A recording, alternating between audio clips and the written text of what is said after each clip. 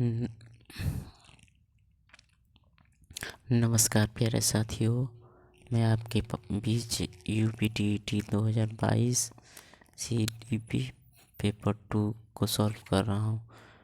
पहला number question, मूल प्रवृत्ति की एक प्रमुख विशेषता है जो पाई जाती है, तो किसमें पाई जाती है? तो होगा थर्ड नंबर, सभी भी प्राणियों में तथा जन्मजात व प्राकृतिक होते हैं। उन्हें मूल प्रवृत्ति की एक प्रमुख विशेषता जो पाई जाती है सभी प्राणियों में पाई जाती है। दूसरा नंबर, भारतीय संविधान में 6 से 14 वर्ष के बच्चों के लिए निःशुल्क एवं अनिवार्य शिक्षा का अधिकार सभी किसमें शामिल है? तो यह शामिल है अनुच्छेद 21 के अ में। तीसरा में केसमर ने व्यक्ति को निम्न में से किस प्रमुख प्रकारों में वर्गीकृत किया है? तो इन्होंने वर्गीकृत किया है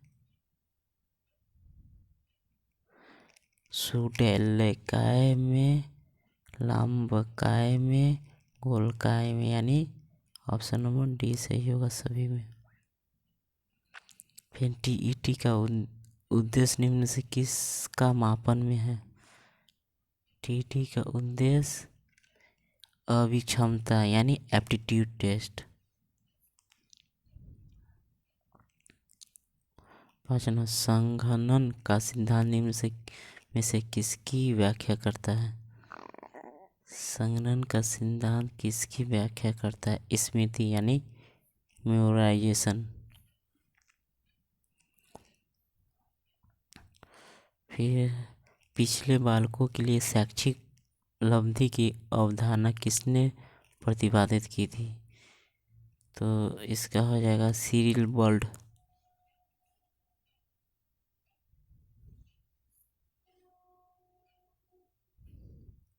सातवां नंबर, निम्न में से कौन सा एक उत्तम परीक्षण की विशेषता से भिन्न है? यानी एप्टीट्यूड।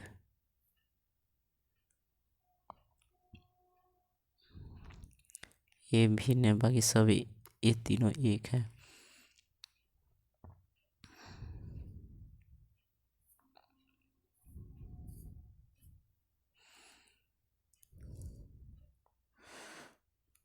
फिर आठवां, निम्न में से कौन सा बुद्धि का सिद्धांत नहीं है?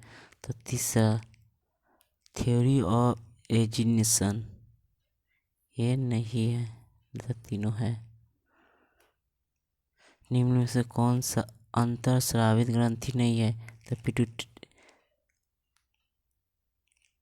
अंतःस्रावित ग्रंथि नहीं है सैलिवरी ग्लैंड, ये लार ग्रंथियां नहीं है। पियाजे के अनुसार संज्ञानात्मक विकास की द्वितीय अवस्था है तो पूर्व संक्रियात्मक अवस्था, यानी 3 नंबर। निम्न से कौन सा शिक्षा मनोविज्ञान की सर्वाधिक व्यक्ति विधि है? सर्वाधिक, तो इसका हो जाएगा अंतर्दर्शन।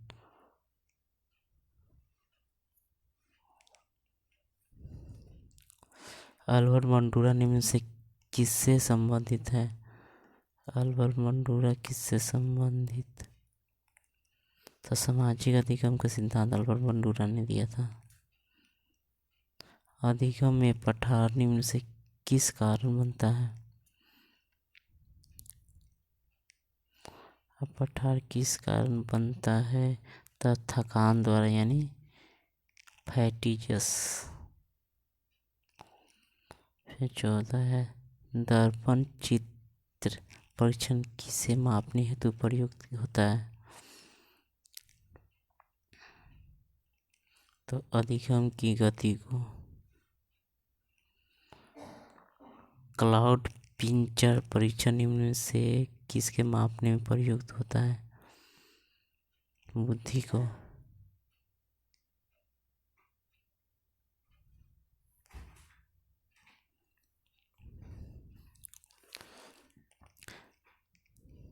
निम्न में से शारीरिक विकास को प्रभावित करने वाला कारक है। वातावरण है, वंशानुगत है, खेल तथा व्यायाम है, यानी ऑप्शन डी राइट हो जाएगा। आईक्यू टेस्ट मेरा फॉर्मूला होता है MA/CA/100, यानी भी।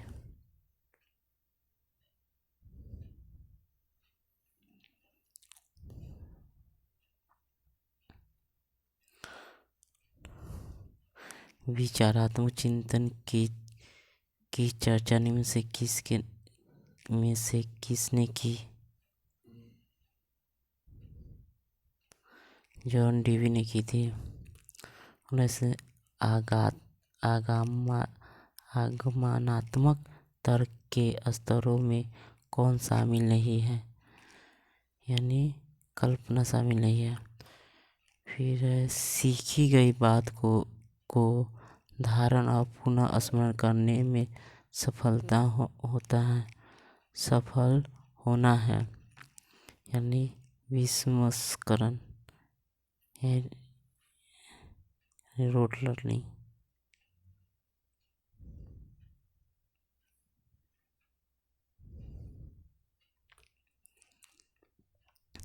पाँच वर्ष के मोहन की मानसिक आयु 8 वर्ष और उसकी बुद्धि अवधि कितनी होगी?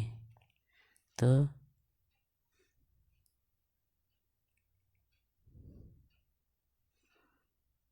160। इनमें से कौन सा IQ स्तर सम्मिलित बालकों का परीक्षण योग्य IQ स्तर कहलाता है?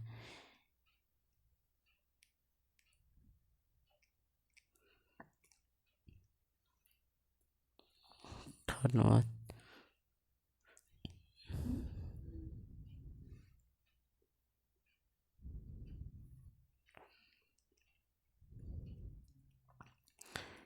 रोसा इंक ब्लॉक टेस्ट का प्रयोग निम्न से किसके मापने किया जाता है?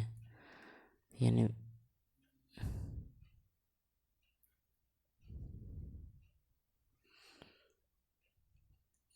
2 नंबर व्यक्ति पर्सनालिटी टेस्ट में। यह विस्मृति का कारक नहीं है, विस्मृति का कारक नहीं है, यानी स्मरण करने की इच्छा।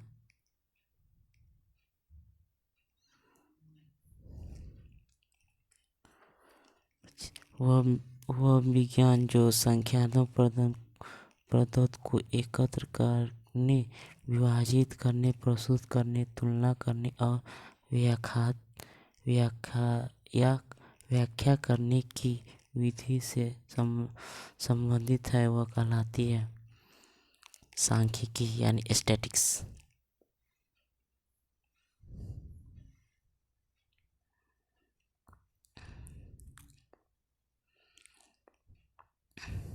निम्न में से कौन से भिन्न है?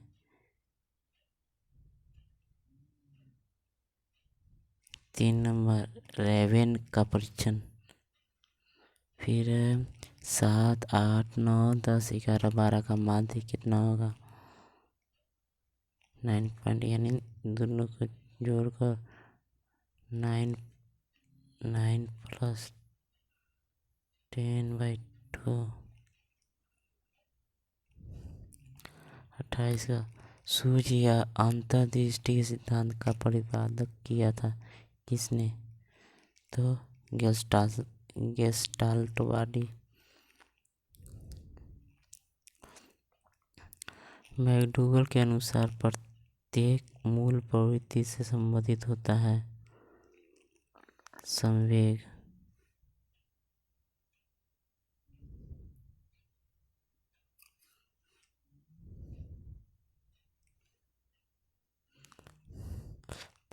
वह पूर्व अनुभव के आधार पर संवेदना को अर्थ प्रदान करना कहलाता है प्रत्यक्ष ज्ञान। Thank you.